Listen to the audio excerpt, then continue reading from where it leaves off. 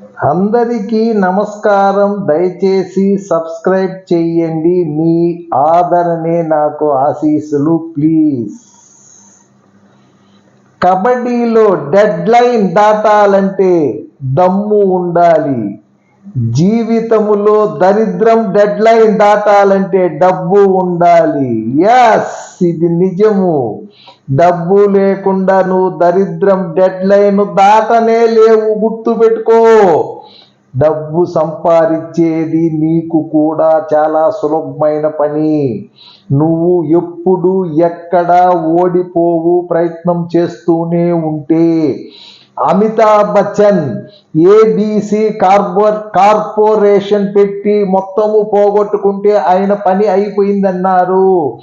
మళ్ళీ అతను పట్టు వదలకుండా కౌన్ బనేగా కరోడ్పతి అని ప్రోగ్రాంలో చేసి ఈరోజు ఆయన డేట్స్ కోసం, ఆయన వాయిస్ కోసం కాసుకొని ఉన్నారు. ఇప్పటికీ 74 ఆయనకు వయసు.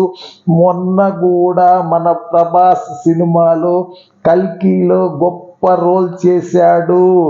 ఇది ప్రయత్నం అంటే పట్టు వదలకుండా ప్రయత్నించడం. అదే విధముగా ఏఆర్ రెహమాన్ ఇళయరాజా దగ్గర అసిస్టెంట్గా పనిచేస్తుంటే ఆయనని పిలిచి, ఇళయరాజా మధ్యలోనే ఇతనికి రావాల్సిన డబ్బు ఇచ్చి పంపించేయండి, ఇతని వద్దు అని చెప్పి పంపించేస్తే ఏఆర్ రెహమాన్ ప్రయత్నం మానలేదు. ఈరోజు ఆస్కార్ అవార్డ్ ఇండియాకు తెచ్చిన ఏకైక వ్యక్తిగా ఉన్నాడు. 100 కోట్ల డబ్బు సంపాదించాడు. కాబట్టి నీ వల్ల అవుతుంది. నువ్వు నీకు ఇష్టమైన పనిలో ప్రయత్నం చేస్తూనే ఉండు. నువ్వు తప్పకుండా గెలుస్తావు.